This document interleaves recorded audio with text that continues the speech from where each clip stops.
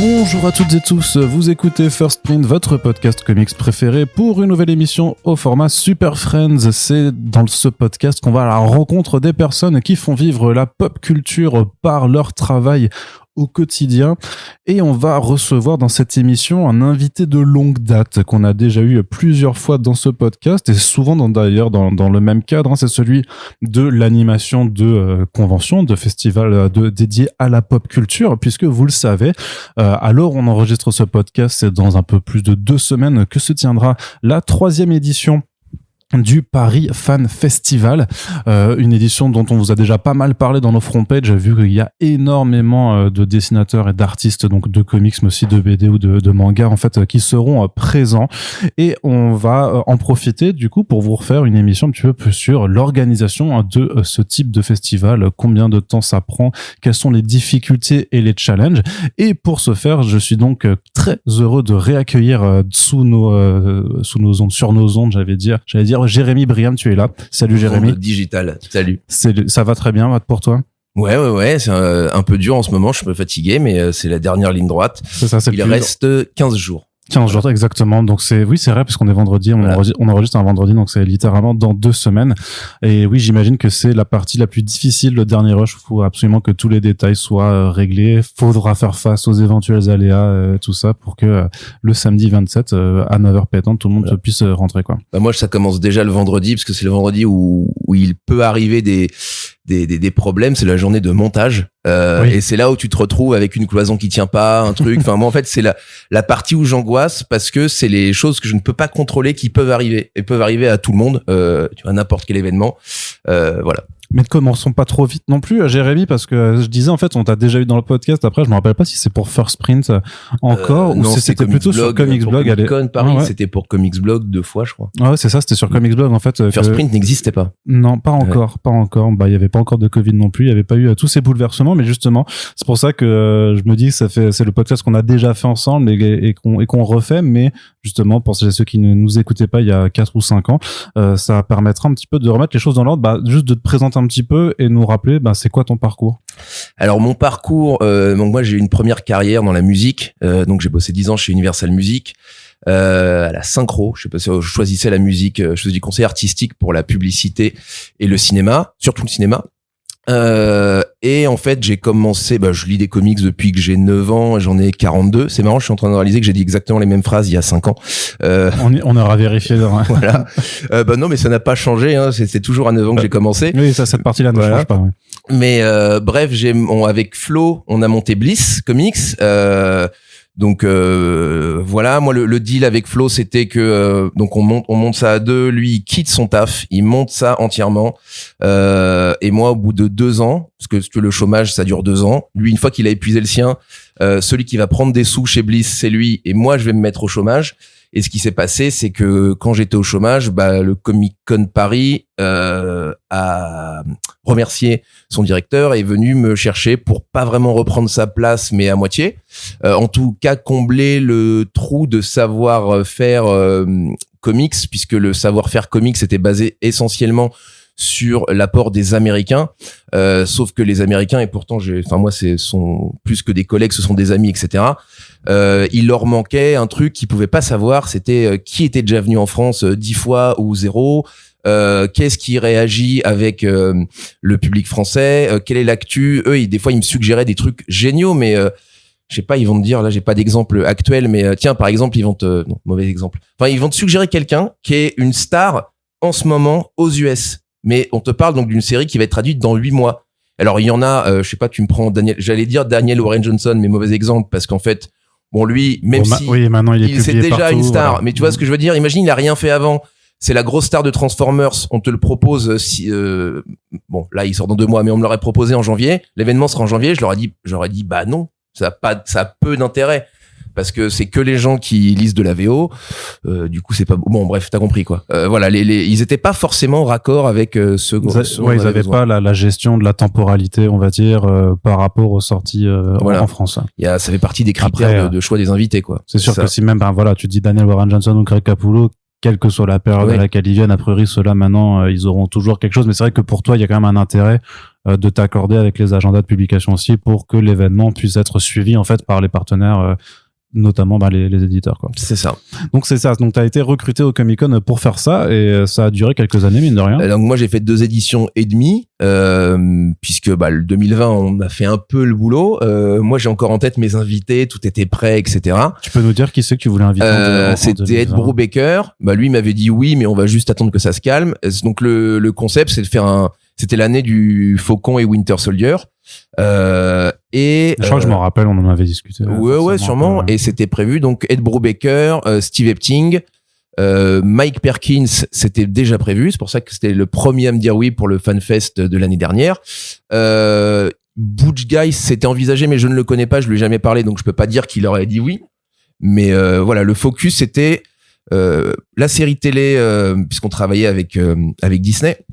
Donc c'était la série télé Falcon and Winter Soldier, et donc Ed Brubaker, Steve Epting, au moins Mike Perkins et Sebastian Stan. C'était déjà vu avec ma collègue qui gère les acteurs, où on travaillait à 2 en fait là-dessus. Disons qu'il y avait une partie très, on va dire comme tous les salons qui sont, on invite quelqu'un qui est d'une série qui marche bien, mais vraiment en mode photoshoot, autographe, tout ça, elle gérait toute seule. Par contre, il y avait une partie qu'on faisait à 2 qui était un acteur lié au contenu. C'est-à-dire qu'en 2019, Karen Gillian, le sujet c'est pas de dire c'est mon idée ou la sienne, mais voilà, c'est l'actrice, le concept MCU, Avengers, parce que à la base on devait avoir Rick Remender, tu vois, qui donc avait transformé Sam Wilson en Captain America. Donc dans son idée reprise dans Endgame, mais voilà, il y avait une démarche globale on avait Ryan Menerding, on avait Alexis Briclot qui avait fait le gant de Thanos, j'oublie quelqu'un, Starlin. Alors Starlin, c'est Panini qui l'a amené, même si à la base ça devait être moi directement, ça s'est fait totalement différemment. Mais il y avait une façon. Voilà, il y avait un truc à 360, une vraie démarche, etc. Ils sont ouverts à la reproduire au FanFest. C'est juste que des fois il y a pas vraiment de sens. Là, ça a vraiment bien foutu la merde. J'ai pas d'autres mots pour les histoires de grève. Oui. C'est que moi à la base, Captain America sortait de tête, sortait genre 3 jours après le FanFest. Et du coup, je voulais avoir Rick Remender, j'en avais parlé à Rick Remender, je voulais reprendre le même truc, et finalement ça ne se fait pas. Du coup, c'est pas que ça a pas de sens d'avoir Rick Remender, mais ça a plus de sens de l'avoir l'année prochaine que cette année. Donc autant attendre. Je me suis égaré, mais donc voilà, Comic-Con, le comics et un peu les acteurs, voilà. Et donc ce qui s'est passé en 2020, pas de surprise pour les gens, donc le Covid, et donc on a été, moi j'ai été licencié, je peux pas être licencié parce que je suis freelance, mais autant j'ai des collègues. Disons que ta prestation n'a pas été reconduite, mais en même temps, c'est pas juste ta prestation qui a pas été reconduite, c'est que le festival dans son ensemble a été annulé. C'est ça. Donc j'ai des collègues qui eux ont été reclassés sur des salons, mais genre donc Reed. Voilà. J'explique pour les gens, Reed c'est une énorme entreprise de salons, c'est-à-dire ils font le salon du fooding, le salon funéraire. Je dis exprès des exemples pour montrer que c'est vraiment qui a rien à voir. C'est ça, c'est que le salon du nucléaire. Enfin, ils ont des trucs alors, bref, ils font aussi la New York Comic Con, mais voilà, oui, là, ça c'est voilà. Moi, je parle de Reed France, donc une grosse boîte d'événementiel, et donc il y a la sous-partie qui est Reed Pop. Donc Reed Pop qui est à la base américain. Nous, on commençait à avoir Reed Pop français. Donc c'était nous plus le salon du livre. Mais c'était entre nous, on se disait qu'on était Reed Pop, mais en vrai c'était marqué nulle part.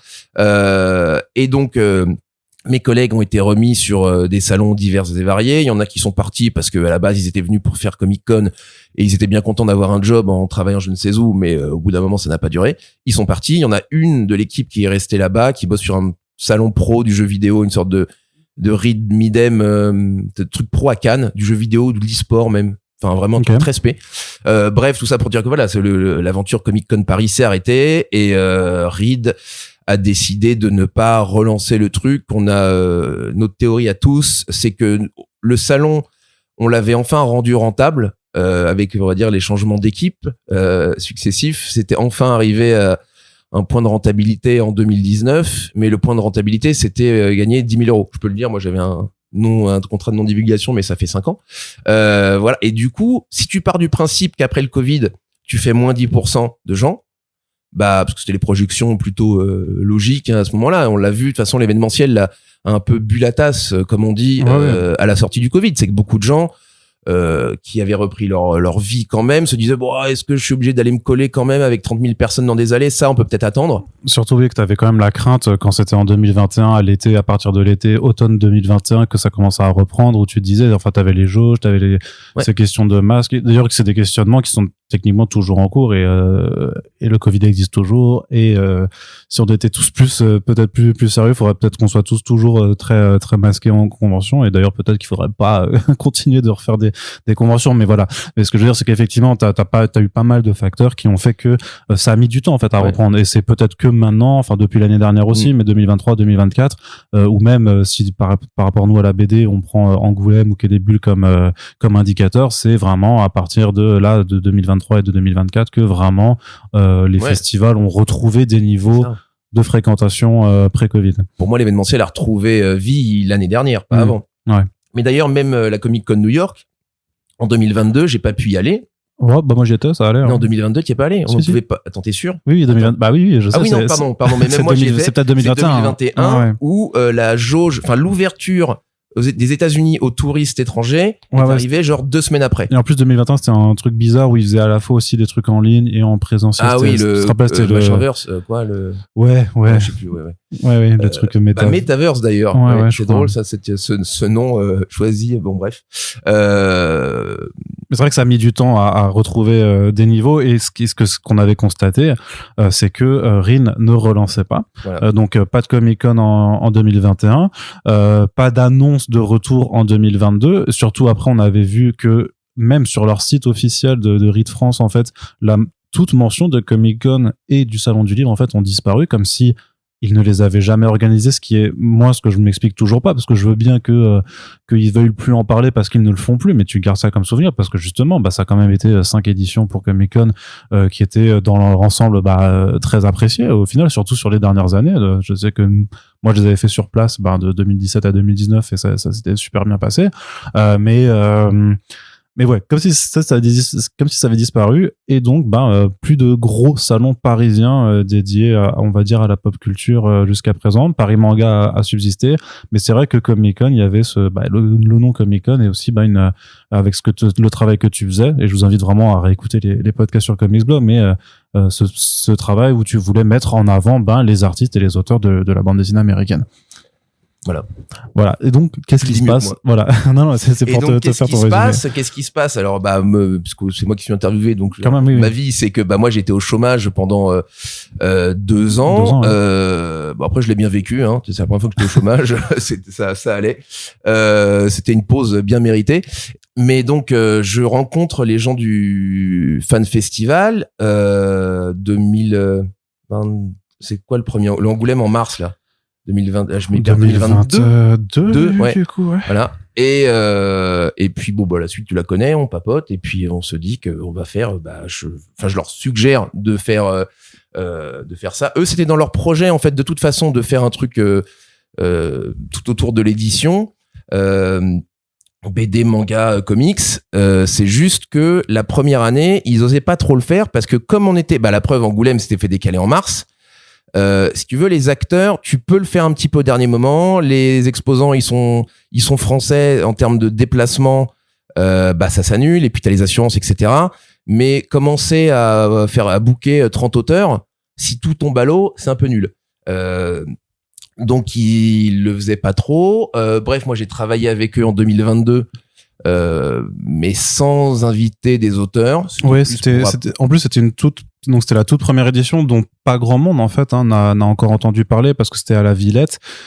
C'était pas dans un grand hangar en fait, dans un gros truc. Il y avait des acteurs, je me rappelle, j'avais un petit peu écrit dessus, mais il y avait Matt Smith quand même qui était là, ce qui est pas non plus Ouais, c'est comme ça que j'ai entendu parler du salon. C'est quand j'ai vu Matt Smith, je me suis dit quand même là oui, c'est vrai qu'il y avait quand même Tyler Hoechlin et Charlie Eaton, donc il y avait quelques acteurs quand même qui étaient bien présents, mais voilà, t'avais pas une artiste allée conséquente. Il me semble qu'il y avait peut-être Monsieur Garcin, enfin voilà, quelques artistes qui étaient présents aussi, mais voilà, c'était un truc de petite envergure, on va dire. Je sais pas si c'était un test, mais en tout cas, toi, tu n'étais pas encore dessus. Voilà, eux, ils ont un peu fait, ils étaient lancés. Ils étaient lancés, donc ils l'ont fait, mais effectivement, ils l'ont fait un peu à moitié parce que toute la partie édition et d'autres choses, ils ont pas pu le faire. Ils ont préféré pas le faire. Ouais, c'était encore trop tôt, peut-être. Voilà. Ouais. Puis, au bout d'un moment, c'est beaucoup d'énergie, beaucoup d'argent pour des trucs très déceptifs où tu plantes tout le monde, même les fans. Les fans sont déçus, donc bref, valait mieux pas le faire. Ils ont eu raison. Et du coup, l'année 2023, là, on a fait un vrai salon où moi j'ai repris exactement là où je m'étais arrêté sur Comic Con Paris. Bien sûr, un petit peu différemment parce que l'approche est pas 100% la même.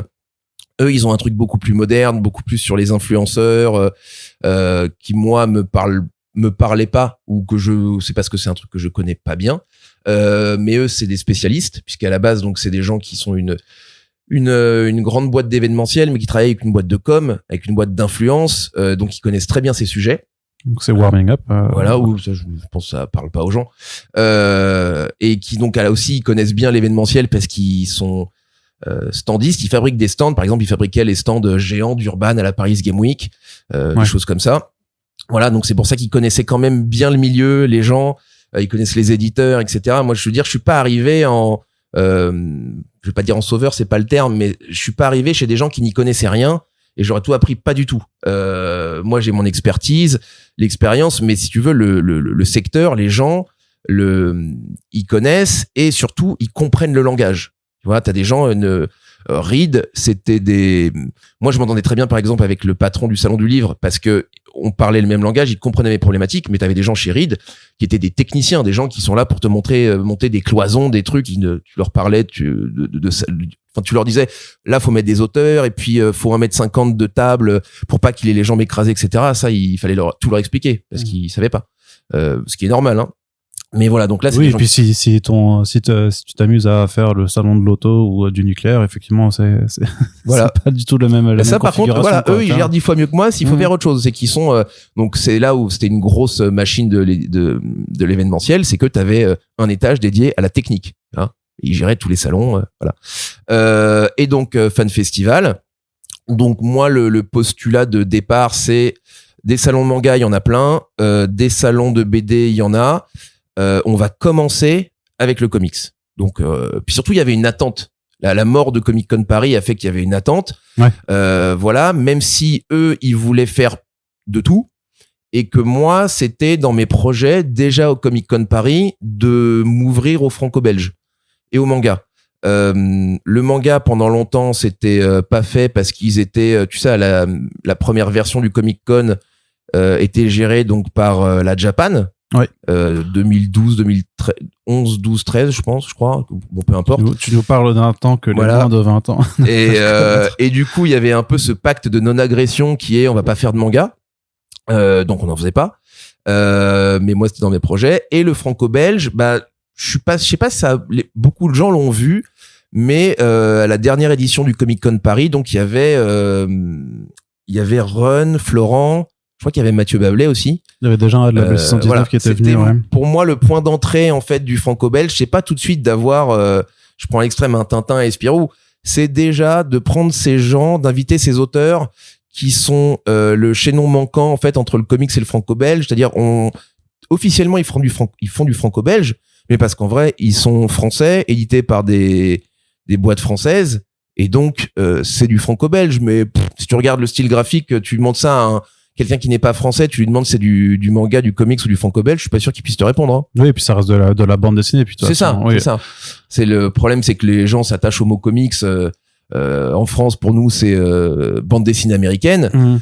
Mais moi, j'avais vu d'ailleurs un commentaire sur Comics Blog. Je crois que vous parliez de New York, et il y a un mec qui avait dit un truc genre, ouais, mais non, mais attends, c'est pas normal. Moi, je veux pas voir du manga dans une Comic Con. Et ça m'avait fait marrer parce qu'en fait, c'est un truc très français. Une Comic Con, du coup il y a du comics, et parce qu'on a tellement de salons de manga que pour eux c'est pas un truc multiculturel, c'est le comics, alors qu'en vrai la Comic Con aux US, tu peux même avoir du franco-belge techniquement, C'est vrai qu'on a dû. Après c'est de la BD, quoi. Oui, c'est ça. Ça reste que ceux de la BD. Et puis bon, c'est de toute façon, ce sera toujours ces grandes discussions à vouloir mettre des cases absolument.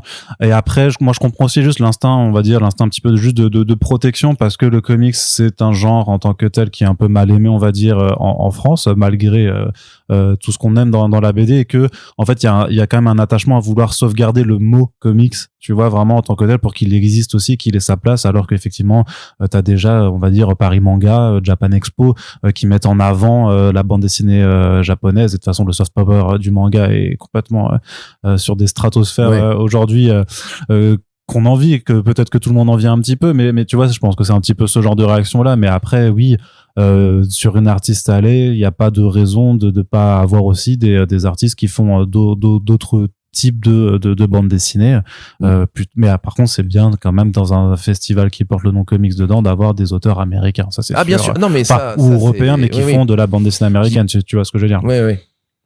Qu'est-ce que je voulais dire, donc voilà, donc ça c'était la première année, et donc ça c'était ta démarche, quoi, vraiment, c'est de dire je vais refaire, enfin pas refaire, mais en tout cas poursuivre ce que tu faisais avec Comic Con Paris, c'est-à-dire en fait avoir des acteurs, pas des acteurs de cinéma, mais des acteurs du comics, en fait, qui soient présents sur donc une partie du festival, quoi. Voilà. Comment ça se construit, ça? Comment ça se construit? C'est beaucoup de travail. J'imagine que t'es pas en train de faire juste tu viens? Ouais, ok, cool, salut. Non, donc contacter les artistes, choisir les artistes, contacter les artistes, sachant que j'ai un taux de... Tu vas me demander comment on choisit les artistes? Déjà, ouais, j'allais dire, ouais. Mais enfin, j'allais même te poser une question plus pas coquine, mais pour dire, c'est quoi qui est le plus dur? C'est de les contacter ou de les choisir? En plus, tu m'as vu travailler, parce que des fois, je te demande ton aide quand je sais pas si tel bouquin est sorti ou s'il va sortir, etc. Le plus dur, les choisir, c'est long parce que je fais vraiment beaucoup de recherches. Si tu veux, moi, je vais avoir le réflexe. D'ailleurs, j'en parle à mes potes. Je vais leur dire, est-ce que vous trouvez ça cool d'inviter tel mec? Ils vont me dire, ouais, c'est un tueur. Je m'en fous, moi. À un moment, le talent, c'est très secondaire. En fait, tu vas avoir un mec qui a beaucoup de talent, mais que peu de gens connaissent parce que son style fait que le mec il te fait un numéro tous les ans et il est très lent et du coup il est pas populaire. Je vais prendre l'exemple de j'aime bien parler de ce gars-là, Lee Wicks, qui est un de mes artistes préférés. John Paul Leon, c'est pareil. Pour moi, c'est un mec ultra. Oui, mais et là, on ne peut plus l'inviter, quoi. Mais... Objectivement, moi, tu sais que chaque année, il me disait l'année prochaine. Et en vrai, moi, je savais très bien pourquoi il me disait l'année prochaine. Il avait envie de venir, mais à chaque fois, il avait des problèmes de santé, qui allait mieux, qui allait plus mieux. Mais bref, ce que je veux dire, c'est qu'il y a pas mal on va dire les Américains, ils disent de fans favorites. Où en vrai, quand tu regardes la carrière, tu te dis mais il a fait une série par-ci, une série par-là, une série machin. Ça parle pas à des lecteurs qui sont pas comme nous, des gens qui achètent un comics tous les 3 mois. Ça leur parle pas. Des fois, faut prendre des mecs qui sont tout le monde va s'accorder à dire que c'est pas magnifique, mais qui produisent beaucoup. Et voilà, donc ça c'est des choses qui rentrent en jeu. Le talent ne rentre jamais en jeu, vraiment. Après, le talent indirectement les a menés là. Mais ce que je veux dire, c'est que moi, je n'utilise pas du tout les critères artistiques. C'est ça, c'est que toi, t'as une approche plus pragmatique en fait, parce qu'il faut que tu réfléchisses. Alors, tu peux avoir tes envies et tes coups de cœur, mais t'es sur un salon, c'est pas une asso caritative, donc j'imagine qu'il faut aussi faire rentrer des gens. Alors bien sûr, il y a des gens qui vont venir pour les acteurs et les actrices, mais toi du côté BD, tu te dis aussi je dois avoir des gens, effectivement, je dois avoir des gens qui sont bons et qui ont une carrière, mais aussi qui ont une actualité et qui ont surtout un public. C'est ça, c'est des gens qui vont en public. Voilà. C'est plus des gens qui vont tous les dessiner X-Men, Spider-Man ou Superman tous les mois que quelqu'un qui est extrêmement doué, fait de la peinture, mais du coup sort une BD tous les 5 ans. Tu vois, parce que ça parle à beaucoup moins de gens. Après, si c'est une BD tous les 5 ans et que ça fait 40 ans qu'ils font de la BD et qui du coup ils ont l'audience, tu peux. Je te donne un exemple d'un mec que j'aime beaucoup, Christian Ward. Où si tu prends son CV, mais lui c'est bon, il a un public maintenant. Mine de rien, tu résumes sa carrière, c'est Flèche Noire, donc c'est un Deluxe qui est sorti il y a 3 ans, Andromeda, Aquaman Andromeda, moi j'adore. Invisible Kingdom. Mais c'est pas le volume qu'il a produit fait qu'il parle à beaucoup moins de gens que d'autres. Tu vois, je prends Rafa Sandoval, ça fait le gars quand j'écris les textes, c'est hyper chiant pour moi parce qu'en fait comme le gars a vraiment un CV conséquent, je sais pas quoi virer. Je suis obligé de résumer à fond la vie, sinon ça fait des bios de 40 lignes. puis personne les lit, ça sert à rien. Mais voilà, le gars il te fait Green Lantern pendant 3 ans, après il te fait Flash pendant 2 ans, là il te fait Action, enfin c'est des mecs tous les mois ils turbinent, mais après ils ont un style qui fait que il a un encreur, enfin il peut le faire. T'as des gens, c'est pas leur style, ils veulent pas être ancrés, ils veulent pas être colorisés, donc ils mettent 2 ans à faire une BD. Voilà, c'est autre chose. Mais donc voilà, les choix c'est long parce que j'essaye de faire des choix vraiment réfléchis, pas à l'instinct. Et après les contacter, moi j'ai le même taux. Je suis surpris, je pensais que ce serait moins en ayant un nom différent, un nom qui résonne pas auprès des artistes, notamment américains. J'ai un taux de réussite de 20%. Voilà, donc je contacte 5 artistes, j'en ai un qui me dit oui. Et ça veut pas dire qu'il y en a 4 qui veulent pas. C'est que il y en a plein qui n'ont pas le temps. Mais quand je dis qu'ils n'ont pas le temps, c'est vrai, c'est qu'en fait, ils ont un boulot un peu ingrat ou des fois ils vont pas avoir grand chose à faire pendant 1 mois de leur année. Et ok, ils vont être en vacances, mais après pendant 4 mois, le mec il dort 4 heures par nuit. Parce que quand il y a des deadlines, il faut produire 22 pages par mois. C'est pour ça que je dis chacun n'a pas le même rythme, etc.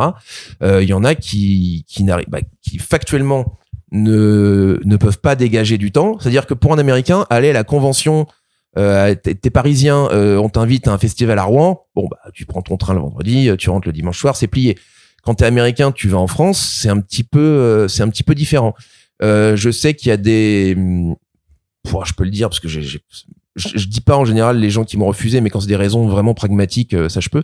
J'avais invité Bilkis Evely, qui fait déjà une convention la semaine d'après, et du coup elle était intéressée, mais elle pouvait pas se barrer de chez elle parce que c'était aux US et elle est brésilienne. Donc pareil, c'est une convention pour elle, même si ça dure 2 jours, ça lui en mobilise 5.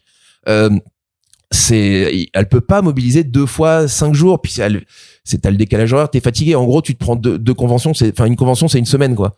Donc ils peuvent pas s'éloigner de la table à dessin trop longtemps.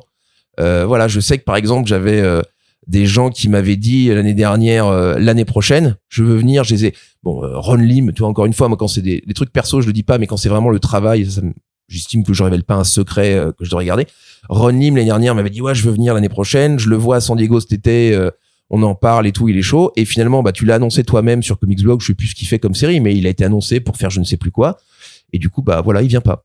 J'ai pareil eu une autre personne qui devait venir et finalement une femme qui a été mise sur Spider-Man, je laisserai les auditeurs trouver qui c'est, qui m'a dit oui à la Comic Con New York et qui m'avait quand même dit faut que je te confirme à Noël. Et à Noël, en fait, elle dessine Spider-Man. Enfin, elle a été annoncée pour dessiner Spider-Man. Donc, elle ne peut pas venir. Moi, je peux comprendre quand t'es auteur en devenir, c'est pas une, en tout cas, à l'époque, c'était pas une star.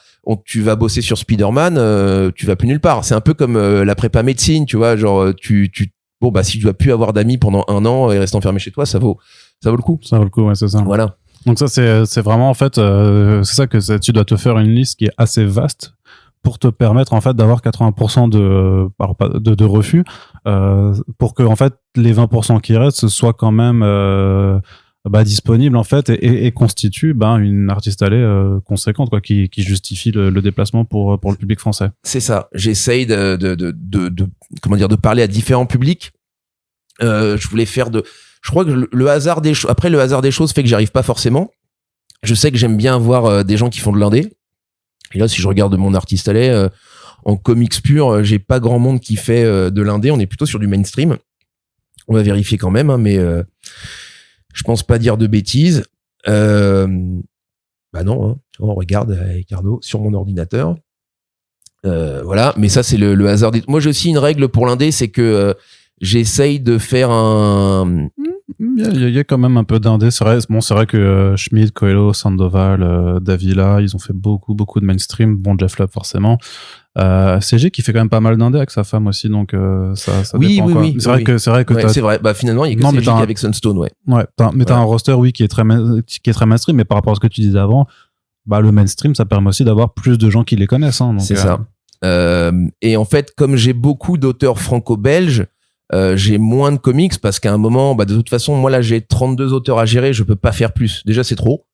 Des fois, il y en a 2-3, ça a rien contre eux, c'est juste les derniers que j'ai fait. Je me dis, est-ce que j'aurais pas pu m'en passer parce que j'ai trop de travail. Enfin, tu vois, des fois, je me couche à 2h du mat, je me dis, bon, je l'aurais pas invité, lui, je me serais couché il y a 1 heure.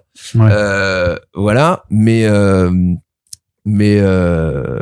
donc j'essaye de parler à plusieurs personnes, tu vois, pareil, Stéphane Ségic, je pense pas que ce soit le mec le plus mainstream pour des gens qui lisent du super-héros tous les mois, mais ce qui me plaît, c'est que ça parle justement à des gens qui, pour moi, ces gens qui achètent 2 comics par an, il y a de fortes chances qu'ils aient acheté Arline. Voilà, qui est un truc qui se lit tout seul. Arline, c'est typiquement le cadeau de Noël quand on te dit j'ai un pote qui aime les films de super-héros, qu'est-ce que je peux lui acheter? Tout le monde le sait, hein, le problème de nos BD préférés, c'est qu'il y a une histoire de continuité où t'es vite perdu, etc. Ou des fois, c'est dur d'avoir. C'est un autre débat. Voilà. Je suis plus forcément je suis vraiment pas d'accord en fait avec cette assertion, mais moi je pense que c'est un préjugé en tout cas qui existe beaucoup, quoi. Alors je pense que je vais te rejoindre en disant que moi je pense que tu t'as pas besoin de connaître tout ce qui s'est passé, etc. avant. C'est pas un test de fac, hein. Mais je pense que je pense qu'en fait t'as besoin d'avoir un peu d'expérience pour arriver à intégrer qu'en fait tu peux faire abstraction, tu t'en fiches. Je peux comprendre que quand tu ne connais pas les trucs et que s'il y a des refs à des trucs passés, tu te dises mais attends, ça a fait en fait ça te paraît important. Et en vrai que ça l'est pas tellement. Bah non. Voilà. Non. Mais moi ça m'est arrivé de lire des trucs sur Wikipédia, tu vois, je me dis je vais pas aller acheter la BD si c'est juste il y a un truc je l'ai lu en 2 lignes sur Wikipédia, j'ai compris, c'était réglé. Et au pire, t'as le droit de pas comprendre 100%, enfin. Oui, voilà, c'est pas grave. Oui, mais je pense que vraiment l'idée même du comics, de ton premier comics où tu débarquerais dedans et où vraiment à toutes les pages il y aurait des références à 10 000 trucs et tout ça. Et ces comics n'existent pas en fait, tu vois, ou alors on parle de crossover, effectivement, si tu connais pas tous les personnages, ça peut être compliqué. Mais si quelqu'un te dit comment t'as découvert des comics par un méga crossover et dans le numéro du milieu de ce crossover là, c'est juste que c'est quelqu'un de très mauvais conseil. Ce que je veux dire, c'est que toi et moi, on sait qu'en vrai, c'est pas important de le lire le truc d'avant. Mais les gens qui n'ont pas l'expérience, quand on voit, c'est renvoyé, le texte renvoie à une référence, ils se disent merde, attends, j'ai pas lu ça.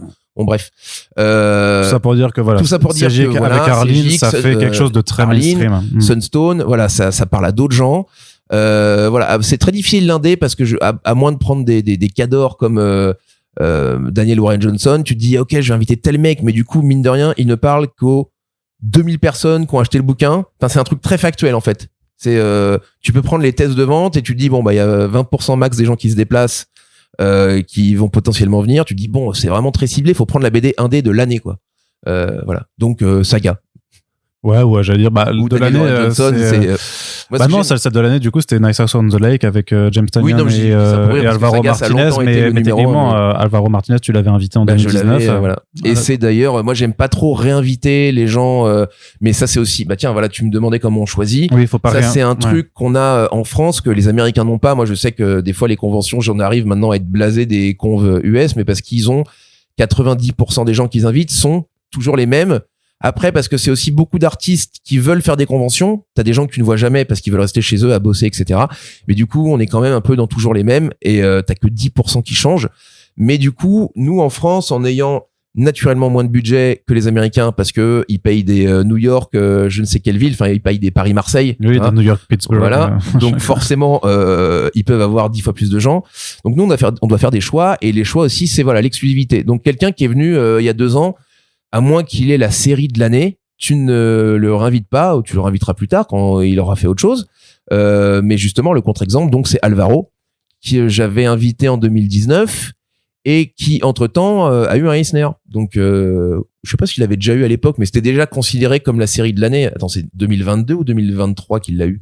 J'ai plus la date là, je dirais 2022 plutôt. Et voilà, c'est donc, 2022 et puis après 2023 t'as le Grand Chelem en France, quoi. Donc il y a aussi, tu vois, j'ai par exemple le même truc avec Trevor Ersine que lui déjà venu plusieurs fois. Moi j'ai invité plusieurs fois avec Bliss pour Divinity, où tu te dis mais ok d'accord, c'est pas exclusif, mais depuis le mec a, on va dire, a changé de carrière, puisque quand, à mon grand regret, il y a pas tout le monde qui lit du DC et du Marvel qui lit du Valiant.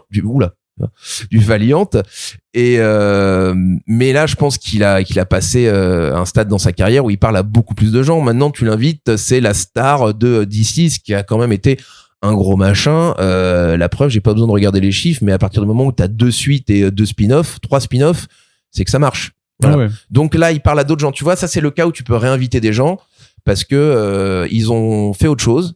Il parle à d'autres gens. Voilà, moi je sais que il y a beaucoup plus de gens qui ont lu Deceased que de gens qui ont lu Divinity. Oui. Voilà.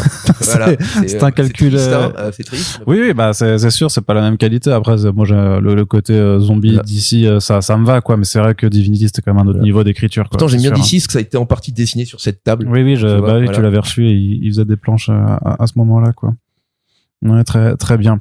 Et alors c'est vrai que ce qu'on observe encore plus cette année par rapport à 2023 qui était donc la deuxième édition du Fan Festival mais la première édition où toi tu travailles dessus, c'est cette ouverture en fait qu'on a vraiment à des auteurs plus de franco-belge et aussi même de manga donc de French manga parce qu'il n'y a pas de japonais forcément qui vient mais t'as quand même pas mal d'auteurs de manga français. Alors c'est vrai que l'année dernière on avait il y avait Jean Barbeau, il y avait Barbucci qui était là. Oui. On avait déjà, nous, parce qu'on avait eu le plaisir d'avoir un stand, mais on avait accueilli plusieurs membres du label 619. Donc là, par contre, t'as l'impression avec Olivier Ledroit, avec Didier Elie Starquin aussi, que tu trouves vraiment de la franco-belge.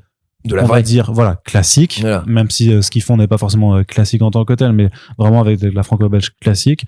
Encore plus que simplement la bande dessinée, on va dire, un peu hybride et moderne que peuvent incarner des Sylvain Repos ou le label 119. Voilà, c'est pour ça que je te disais je faisais ça un peu dans l'ordre et par étapes. C'est pour ça que genre dernier Comic Con Paris, il y avait juste les gars du label, qui est pour moi le truc le plus logique. T'avais Shonen quand même, tu vois, pour le French manga. Non, je parle au Comic Con Paris dernière année. Ah oui, pardon, Comic Con. Comic Con. Du coup, là, quand on fait Fan Festival, mais eux, comme moi, ils voulaient faire de la BD. Là, la logique, c'était label 119. Donc Barbucci, c'était quoi le lien? C'est que l'animation Disney, quand même, il travaille, il connaît bien les gens du comics. Ouais, puis il dessine bien, quoi. Voilà. Bah, ouais. Et il est connu. Oui, non, je te dis encore une fois, moi, c'est pas dans ta problématique avec Skydoll, avec tout ce qu'il a fait chez Soleil. C'est ça qui me manquait, c'était Skydoll. Voilà, c'était toujours commencer par ce chaînon manquant. Sylvain, tu vois bien que c'est un mec ça se voit dans ce qu'il fait, qu'il lit du comics. Jean Barbeau, alors là je m'éloigne mais parce que c'était le registre. Moi je veux faire des gens de l'animation, du dessin animé, enfin voilà, moi c'est vraiment on part du comics à la base, que c'est là d'où je viens comme toi, mais vraiment faire les arts graphiques, je sais pas, c'est pas le terme est peut-être mal choisi, mais vraiment les gens de l'animation, le dessin animé, c'était vraiment très important pour moi d'en faire, parce que c'est parler à d'autres gens, c'est des artistes qui, moi je le vois finalement quand j'invite ces gens-là, qui sont tous potes entre eux. En fait, nous, les barrières, elles sont dans nos têtes à nous parce qu'on les met dans des cases. Mais eux, en fait, c'est des dessinateurs et ils dessinent plus ou moins bien. Et ils ont tel ou tel style et leurs critères entre dessinateurs, c'est juste ça. Mais eux, ils se mettent pas de barrière de toi, tu fais du comics, toi, tu fais de la BD. Voilà. Donc, Jean Barbeau, c'est marrant parce que alors moi, j'avais déjà l'idée au Comic Con Paris de l'inviter, etc. Mais c'est revenu avec une discussion avec Alexis Briclot. Okay. Donc tu vois Alexis Briclot, qui pourtant on va pas dire qu'il a un style, tu vas pas me dire qu'il est inspiré par Jean Barbeau quand tu vois ce qu'il fait. Non, c'est pas trop le délire. Voilà, mais voilà, c'est un artiste, il a grandi avec les mêmes choses que nous, il aime plein de choses diverses et voilà.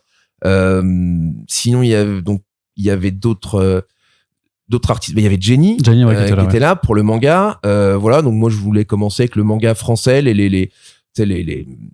les meilleurs du manga français. Donc moi j'ai ma liste, chaque année je voulais inviter ces gens-là. J'avais des trucs que j'avais déjà depuis des années que je voulais faire. Voilà, donc comme les cousins Lemaire par exemple, qui sont là cette année, donc pour Dreamland et Everdark. Et cette année, du coup on a beaucoup plus élargi, comme je te disais, c'était par étapes. Donc l'année dernière, c'est bon, on l'a fait avec les gars du label, tous les gens sur votre stand. Et cette année, là on s'est dit on peut aller sur la entre guillemets la vraie franco-belge. Voilà. Et donc moi en plus j'ai vu ça, j'ai un peu lancé ça en rigolant, de me dire tiens je vais voir si je peux avoir Didier Tarquin. Je pensais vraiment pas du tout que j'y arriverais. Didier Tarquin, Olivier Ledroit, je suis même pas, si j'avais pas vu que la BD sortait la semaine d'après, je suis même pas sûr que j'aurais osé, parce que je me suis dit non, on va se foutre de ma gueule en fait.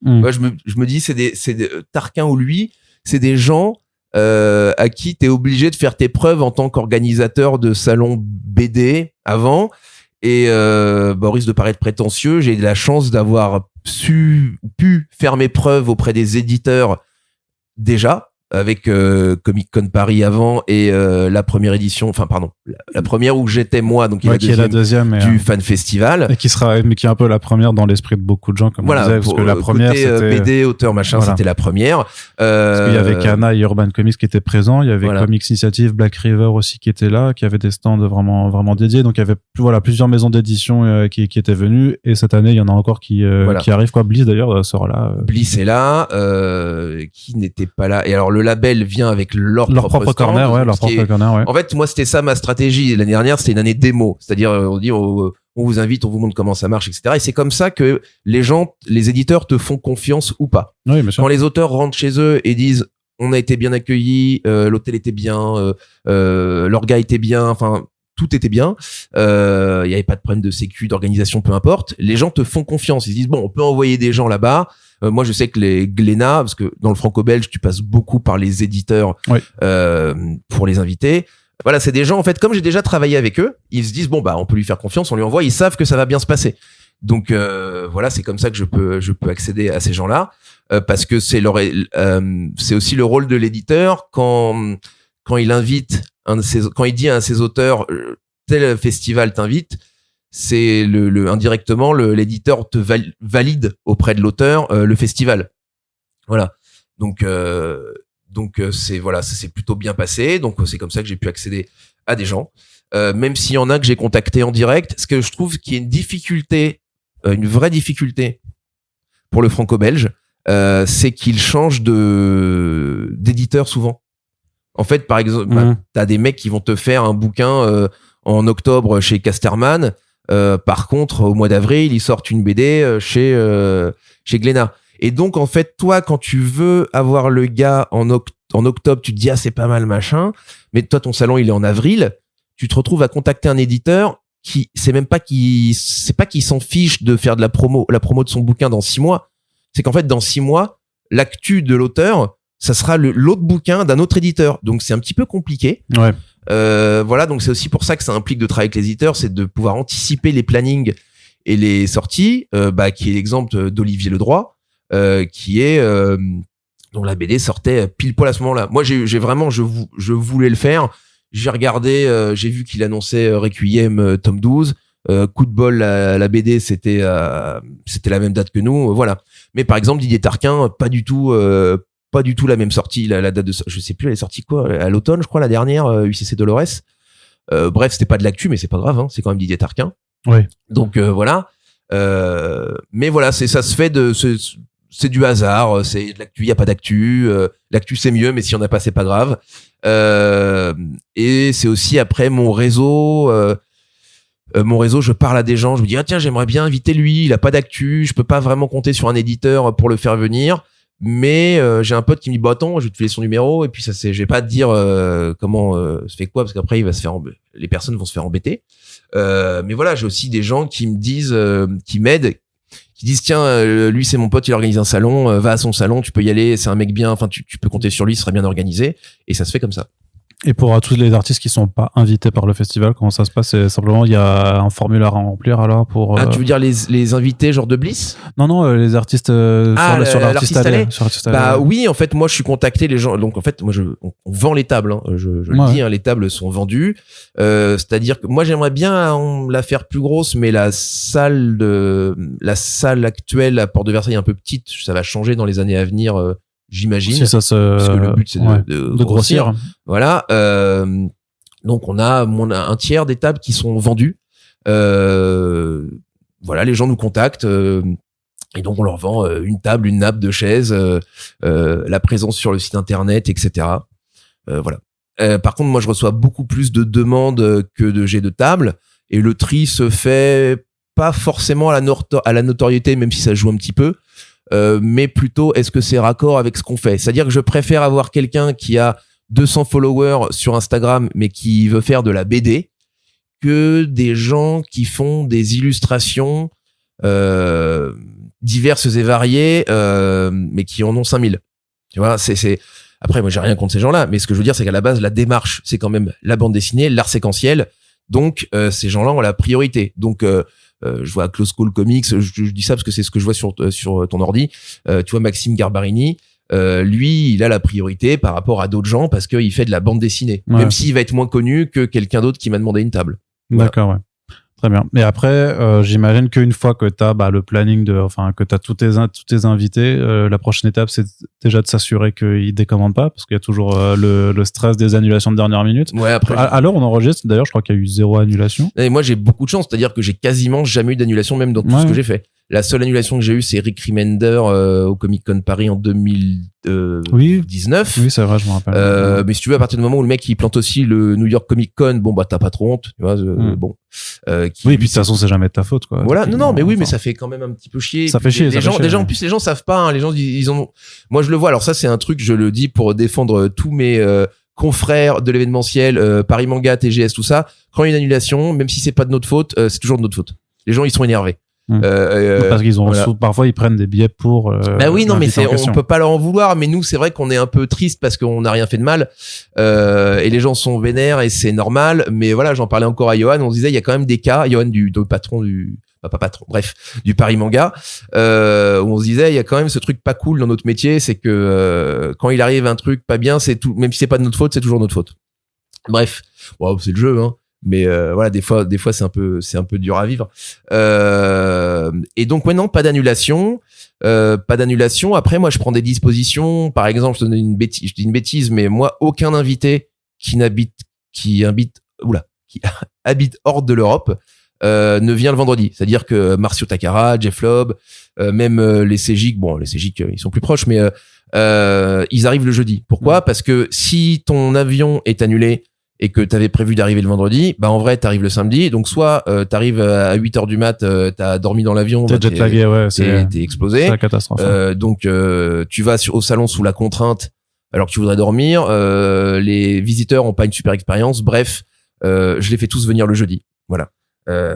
Donc et ça effectivement, mais je contrôle pas hein, s'il y a un truc, mais j'essaye de faire au mieux. Moi c'est pour ça que je suis quelqu'un d'anxieux et ça me prend beaucoup de temps dans mon travail d'être quelqu'un d'anxieux, parce que je me relis 4 fois pour pas dire une bêtise. Même du coup, tu verras que risque de paraître prétentieux, il y a rarement, c'est sans accroc, moi. Il y a pas une personne que j'ai oubliée sur une liste, il y a pas une table dont j'ai pas mesuré. C'est-à-dire que quand je choisis les tables, je fais gaffe que ce soit pas une table, tu vois, par exemple, il y avait des tables pour l'artiste allait où il y avait une barre transversale qui peut un peu te rentrer dans la jambe. Je me dis si les gens ils sont un peu plus gras que la moyenne ou plus grands que la moyenne, c'est pas confortable. J'ai fait changer toutes les tables. Enfin, c'est vraiment des détails bêtes, mais ça prend beaucoup de temps en fait de gérer tout le détail. Et bref, c'est beaucoup de précautions. Évite les annulations et ou les désagréments. Voilà. Après, bon bah si l'auteur il a un problème perso, c'est la vie, tu peux rien y faire. Ce qui était le cas de Rick Remender. Et je peux le dire parce qu'il a son père, il l'avait dit publiquement 3 mois plus tard. Hein, c'était son. C'est mon chat qui miaule. Parce que mon chat est enfermé parce qu'il a peur il a peur des gens. Alors qui viennent avec des micros pas que je torture mon chat. Son père avait un cancer, je crois, ou en tout cas un grave problème de santé. Il avait un problème de santé. Ouais. Voilà. Voilà, problème perso. Il y a aussi ça c'est un vrai un fléau pour les organisateurs. C'est les deadlines, le boulot. C'est-à-dire que je prends l'exemple de Marcio Takara, voilà, qui est brésilien, qui je pense qu'il m'a fait un mail ce matin. Si on lui dit, mec, demain tu fais le l'event de l'année chez DC, par contre c'est maintenant, bah le mec il peut plus venir en France pendant une semaine, c'est plus possible. Ouais. Donc et tu peux pas leur en vouloir aux gens. Bah non, voilà, ça fait partie, c'est leur taf quoi, littéralement. Voilà. Donc. Et non, je vois souvent les artistes annulent, des fois un peu tardivement. C'est aussi pour ça, tu vois, parce qu'il y a moi ça m'arrive des gens qui me disent mais attends il pouvait annuler avant et tout. Bah non, c'est qu'en fait le mec il a pas prévu que Marvel ou DC ou X ou Y lui disent 5 jours avant tu vas faire ça, et tu peux pas dire, alors c'est des freelances, mais tu peux pas dire à un gars non je vais pas le faire ce week-end, je suis en convention. Tu vois, moi pareil, mon employeur me dit ça et moi je dois partir en week-end avec ma meuf et j'ai un truc à faire pour le boulot, c'est urgent, j'ai pas le choix, j'annule le week-end avec ma meuf, c'est comme ça. Ouais. Et alors aussi, comment c'est toi qui gères un petit peu tout ce qui est programmation, enfin animation avec certains auteurs et artistes qu'on sait. Alors je sais pas si elle a été mise en ligne à l'Euro. Les conférences, tu veux dire? Ouais, pour moi les animations, en gros, c'est les conférences. C'est moi qui gère avec d'autres gens parce que on se concerte. Et en fait, on essaye aussi de faire des trucs un peu 360. C'est-à-dire que j'ai un collègue qui va s'occuper plus de l'animation. Quand je dis animation, c'est film d'animation, jeux vidéo, etc. Et on va un peu le faire tous les deux parce que ça se recoupe. Bah, par exemple, il a Jérémy Perrin pour une conférence sur Mars Express. Je peux le dire parce qu'il l'a annoncé hier, je crois. Oui, ça t'a annoncé. Ouais. Et donc, c'est la bande entre guillemets un petit peu Last Man parce qu'il travaille avec Sarfati, j'ai oublié le prénom. Ça te parle? Bon, bref, moi, je sais qu'il était un peu dans la bande, indirectement dans la bande Last Man parce qu'il y avait des gens en commun. Oui. De toute façon, avec Balak, et puis il avait fait Crazy Strong pour Bobby Pills aussi. C'est la même entreprise de boîte, boîte de prod. Bobby Pills? Il y a Bobby Pills, il y a une autre boîte, Everybody on Deck. Ouais, c'est ça. Ouais. Voilà. Enfin, voilà, il y avait une connexion, et du coup, voilà, on travaille un petit peu ensemble parce que faut pas qu'on se marche sur les pieds.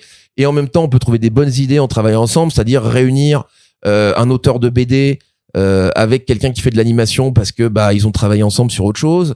Il y a aussi des auteurs de BD qui vont faire du storyboard, ou qui ont fait directement vraiment de l'animation pure.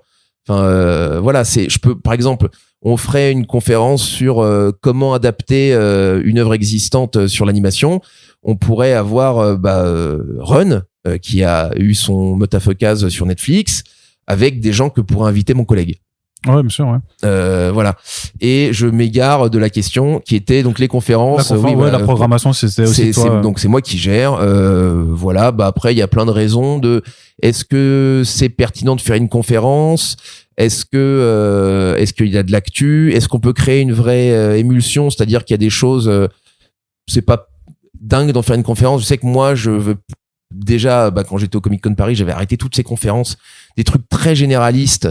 Ça m'intéresse pas trop. Tu vois, des trucs sur les super-héros, très genre comme ça, juste les super-héros ou les super-héroïnes. Par exemple, Écran Large, donc avec qui on travaille, en a fait une, mais parce que ils avaient un truc très ciblé sur les super-héroïnes. Mais faire un truc très large, genre les super-héroïnes, et inviter Marcio Takara ou Stéphane Sejic et leur dire alors vous avez dessiné des super-héroïnes? Pour moi, il y a pas d'angle, tu vois, de problématique, etc. Alors après, je te dis ça, je peux tomber sur un conférencier ou quelqu'un qui va me trouver un angle super intéressant à le faire avec eux. Mais moi, c'est peut-être moi qui suis pas assez bon pour trouver des trucs pertinents. Mais voilà, des fois, je trouve qu'il y a des trucs, Écran Large, quand ils l'avaient fait, ils avaient fait, je me rappelle plus de l'angle, mais il y avait une vraie problématique, ça répondait à une question intéressante, etc. Voilà. Mais donc moi, je m'occupe des conférences, on va dire, des conférences avec les invités. Voilà. Les conférences, pour faire de la conférence, c'est pas que j'ai pas le temps, c'est que je suis pas assez bon, je pense, pour trouver des problématiques comme ça à partir d'une feuille blanche, quoi. Et alors, sur le salon en tant que tel, c'est quoi tes missions ensuite? Ouh là là, mes missions, c'est s'assurer que tout se passe bien, en fait. En vrai, moi, je suis un peu comme une sorte de chef d'orchestre, non, pas un chef de chantier, on va dire. C'est-à-dire que moi, tout mon travail, je le fais en amont. Sur place, tout devrait pouvoir s'organiser. Le feu d'artifice du 14 juillet, une fois que t'as allumé, tu regardes. Hein. Si tu t'es bien préparé, il y a pas d'erreur. Si tu t'es mal préparé, tout se casse la gueule.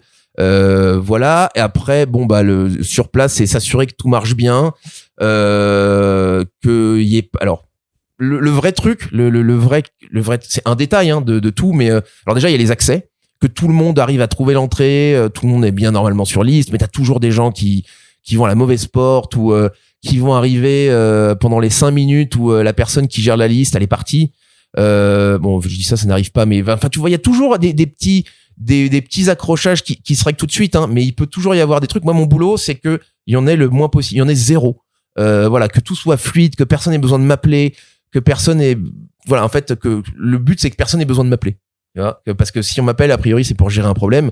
Je te donne un exemple l'année dernière que tu connais, puisque à un moment, tu sais, quand vous donniez des tickets pour votre stand, ça gênait le stand du mec de derrière, parce que du coup, il avait 100 personnes qui faisaient la queue devant son stand et qui bouchaient l'accès aux gens. Il pouvait rien vendre puisque il y avait 100 personnes devant son stand.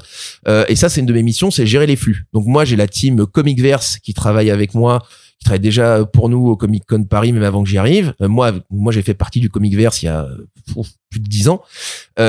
Donc eux, leur mission, c'est parce que leur mission et ma mission sont un peu la même sur place. Grosso modo, en tout cas, ils ont le plus dur, c'est de gérer les flux. Donc gérer les flux, ça veut dire que là, par exemple, je suis en train de faire le plan. Ça, c'est une grosse tâche de mon. Ça aussi, ouais. Voilà, c'est un gros risque pour moi. C'est vraiment une réflexion. C'est où je positionne les gens. C'est-à-dire, bon, pour les gens qui on va dire c'est un rectangle, l'artiste allait. Il y a des gens que je vais mettre. Si je les mets au milieu des stars, le problème, c'est que ça va faire une grosse file d'attente. Ça va tout boucher pour les gens. Donc, je suis obligé de les mettre aux extrémités. Voilà, c'est bête, mais l'extrémité, a priori, tu déranges moins de gens. Donc, a priori, les plus connus sont tout à gauche ou tout à droite. Voilà, c'est une histoire de gestion de flux parce que si je mets les CGIC en plein milieu, par exemple, vu le positionnement du plan, les gens risquent de finir dans le stand, dans le corner du label 119. Voilà. Donc c'est une histoire de disposition et donc le comic. C'est ça l'idée, c'est d'assurer en fait qu'il n'y ait pas de bouchon parce que voilà ça. Tu vois, l'année dernière, il y a eu Matteo Simone Di Meo et Di Keruan et Matteo Santoluco qui ont eu un problème de train ou un truc comme ça. Bref, ils sont arrivés en retard et donc ça a vraiment dérangé parce qu'il y avait beaucoup de monde dans les allées. Donc les gens, t'as beau leur dire partez, revenez, tu sais, les mecs qui sont venus et qui sont là depuis 10h du mat, qui attendent des auteurs qui arrivent à 16h, ils veulent pas lâcher leur place, hein, je les comprends. Mais du coup, ça bouche l'allée. Donc c'est pas pratique, ça pose un problème simplement de flux, c'est pas pratique. Et après, ça atteint un stade de sécurité où les gens bouchent les allées, où si tu veux moi, par exemple, les gens qui sont sur l'allée centrale, tu vois, ils attendaient pour Garcenis. Le concept de cette allée, par exemple, on n'a pas le droit de mettre des chaises pour que les gens se posent. Bon, en même temps, ça prendrait beaucoup de place, mais les gens doivent pouvoir partir s'il y a un incendie. C'est des règles de sécu. Donc, c'est aussi ça qui rentre en compte dans les gestions de flux, c'est que c'est des trucs où en claquant des doigts, les gens puissent être virés. Déplacés. Quand je dirais, ça paraît pas très sympa, mais voilà, qu'on puisse leur dire barrez-vous, il y a le feu. Voilà. Si les gens commencent à s'asseoir, à bloquer un couloir, il y a le feu, les gens qui vont courir vont se vautrer sur les gens qui sont assis par terre en train de manger un sandwich en plein milieu de l'allée, et donc les gens vont mourir, ce sera notre faute et j'irai en prison. Voilà. Ça, c'est pas ce qu'on a envie de te souhaiter. Voilà. Non mais la gestion de flux, c'est un vrai sujet. Et mon autre rôle, voilà, c'est de vérifier que les conférences se passent bien. Il y a des gens, voilà, les accès. Alors les artistes qui sont à l'hôtel, qui viennent le matin, bon c'est une chose, mais après moi j'ai des gens comme toi qui vont arriver que à 11h parce qu'ils ont pas de conférence. Non, toi t'es là tôt parce que t'es les interviews et voilà. Mais non, mais tu vois, il y a des gens qui ne vont arriver, la team Last Man par exemple, c'est le meilleur souvenir que j'ai. Ils sont arrivés à 15h le dimanche parce qu'ils avaient pas de raison d'être là à moins de ils auraient pu venir à titre perso, mais en l'occurrence la personne était enceinte, je crois, ou avait un enfant en bas âge, bon peu importe. Enfin voilà, ils arrivent à 15h, donc faut aller les chercher. Et ils arrivent dans un truc où il y a 20 000 personnes et du coup c'est un peu plus compliqué, donc faut les amener, faut les attraper à l'entrée, les amener à la scène, faut les chaperonner, voilà, voir avec le régisseur s'il a bien les fichiers à diffuser du PowerPoint de la présentation du truc, tout le monde ait un micro, etc. Donc moi je fais un peu stage manager, voilà, j'en ai sur mes conférences, hein.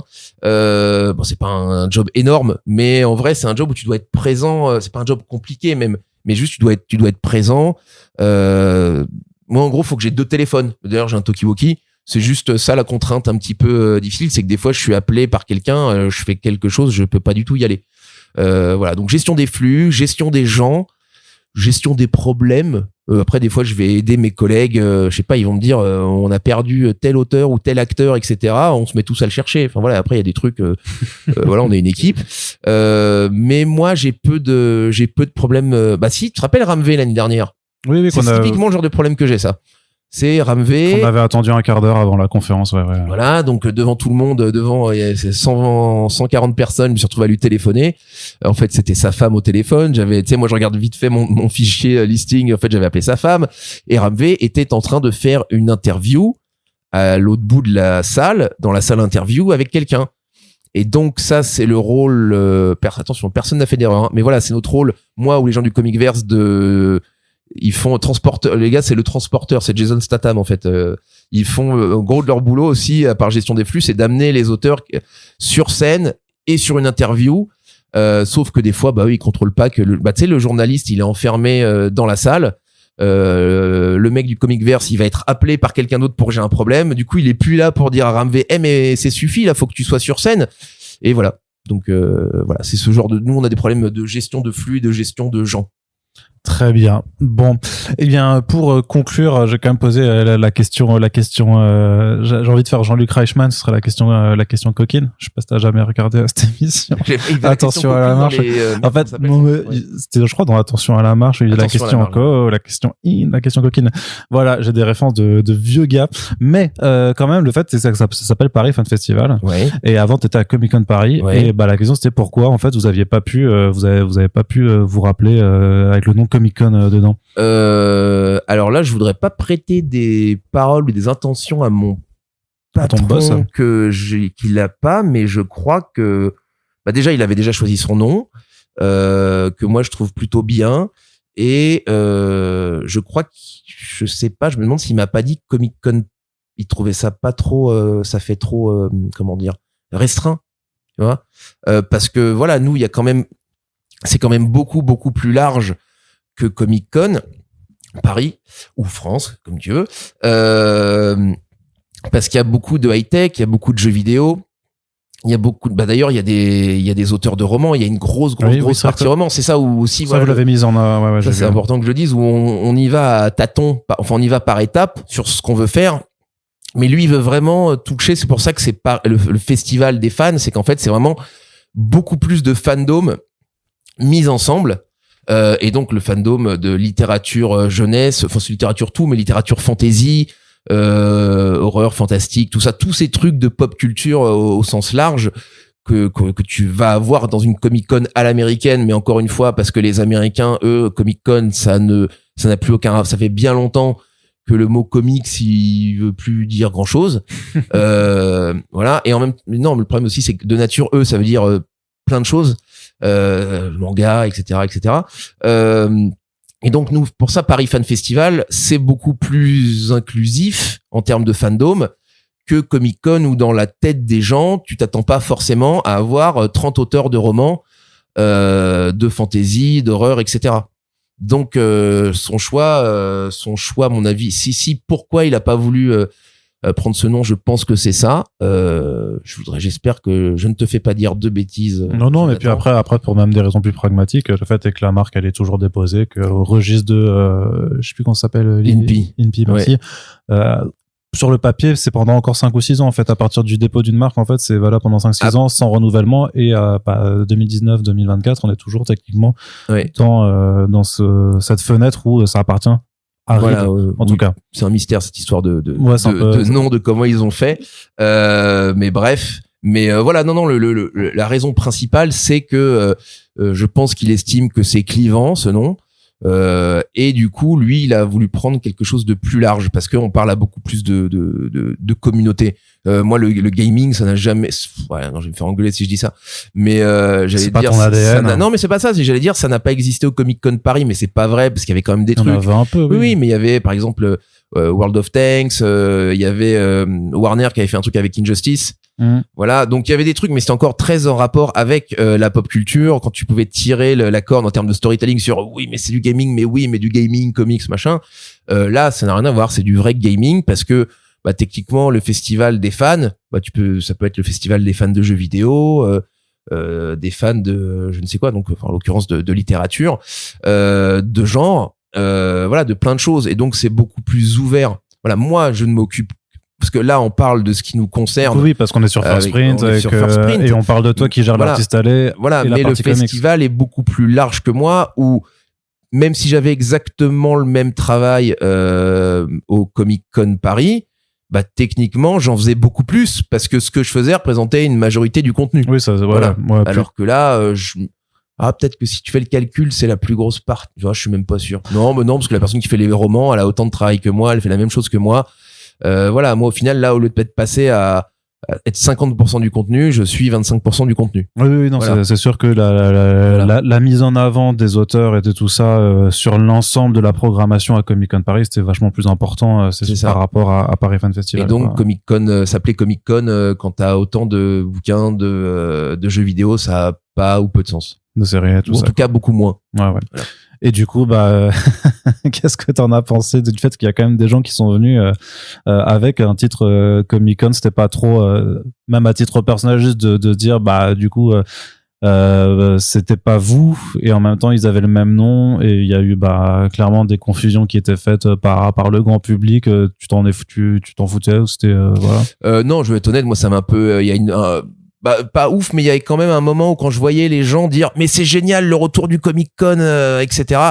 Ça m'énervait quand ce sont des fans de comics, hein. C'est des fans d'acteurs, etc. Je m'en fiche, mais quand ce sont les fans de comics ou de BD, j'avais l'impression qu'on s'approprie un petit peu mon travail. Parce que au risque de paraître prétentieux, si le Comic-Con Paris a laissé un bon souvenir aux gens, c'est en grande partie aux fans de comics, encore une fois. C'est essentiellement grâce à moi, bien sûr avec le travail de toute je vais les l'équipe, citer hein, parce ouais. que c'est mes amis et j'aurais pas accompli ça tout seul. Lorenza, la directrice commerciale, Lucille qui travaillait avec elle, Jeanne qui s'occupait des acteurs, voilà, même des gens qui étaient là avant. Voilà, un peu l'impression qu'on s'approprie notre travail quand en fait juste auprès des gens qui disent c'était génial, ça revient. Ça m'énervait. Voilà, parce que en fait non les gars, ça revient pas. Ces gens en France à ce jour n'ont rien fait. Tu vois, je dis pas que c'est bien ou pas bien, ça n'avait pas eu lieu, donc j'avais pas moyen de juger.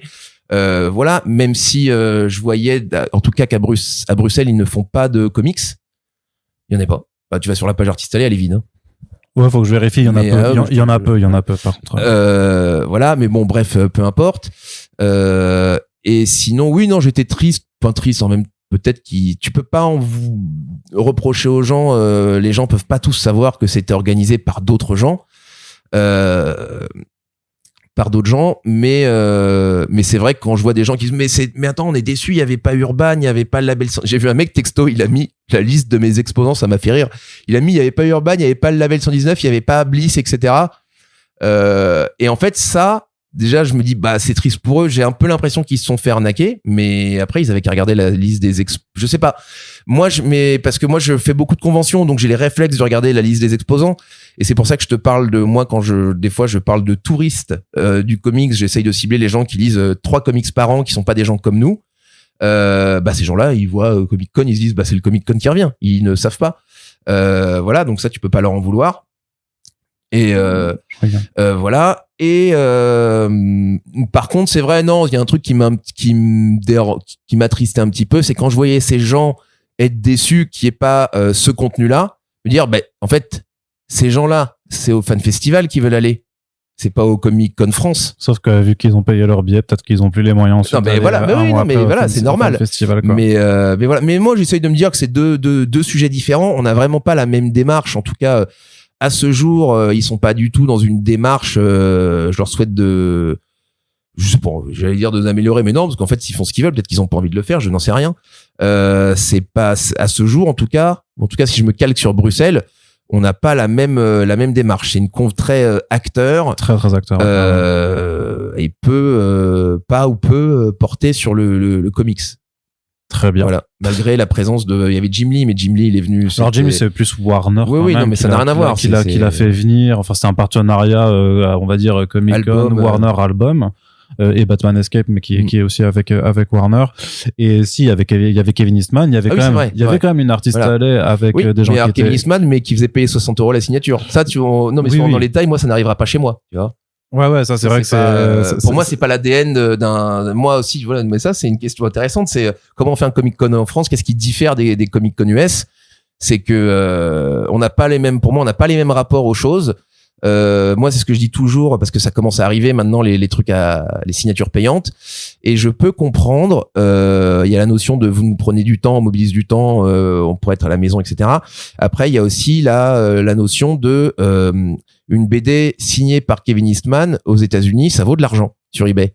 En France, déjà, ça vaut moins d'argent parce que ça intéresse moins de gens. J'ai arrêté de vous faire signer des BT pour les revendre. Non, mais ça, après, voilà, chacun ses convictions. Soyez normaux, quoi. Voilà, non, mais soyez des gens bien. Faites-les signer pour vous. Mais, non, mais après, non, moi, je le vois parce que je dois négocier maintenant. Moi, c'est mon truc de négo. Dès que j'invite quelqu'un, je lui dis, faut au moins me signer, 5 comics, en VF, et au moins, ce serait cool d'en le faire au moins un en VO. À tous les invités. Les gens qui me disent je fais payer les signatures, je leur dis merci et reste chez toi. Voilà. Il y a juste, je le dis parce que comme ça des gens pourront pas me dire on a loupé l'info, on l'a fait mettre sur le site internet. Jeff Lobb qui fait payer $20 aux États-Unis. Mais pour ça, pour le défendre, faut que je finisse ce que je disais précédemment. C'est qu'aux États-Unis, ça a une valeur, une variante de Hush signée par Jeff Lobb et ou par Jim Lee. Tu la mets sur eBay à 100 balles, elle se vend. En France, déjà, le marché de la VO, il est tout petit. Et alors, il y a beaucoup de gens qui préféreront un truc en CGC, un truc qu'ils ont pas fait, qui n'est pas signé parce qu'elle est pas authentifiée, ou qui préféreront faire signer eux-mêmes. Bref, ça vaut beaucoup moins d'argent. Et je peux t'assurer que quand t'es français et que les Américains qui ont l'habitude d'acheter des variantes signées, quand ils vont voir qu'ils vont en avoir pour 30 balles de frais de port et de la douane, etc., tu ne la vendras jamais. Enfin, essaye de revendre tes comics en VO.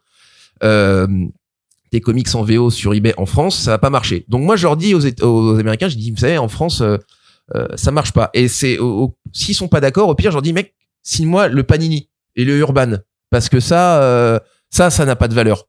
Moi je vois moi ça m'est arrivé de revendre des comics mais pas parce que je voulais me faire de l'argent, parce que je voulais faire de la place, et je le vends au même prix mais signé, et t'as des gens ils veulent pas l'acheter parce qu'ils préfèrent l'avoir vierge, parce qu'il y en a qui s'en fichent, il y en a ils savent pas s'identifier, il y en a ils préfèrent le faire signer eux-mêmes.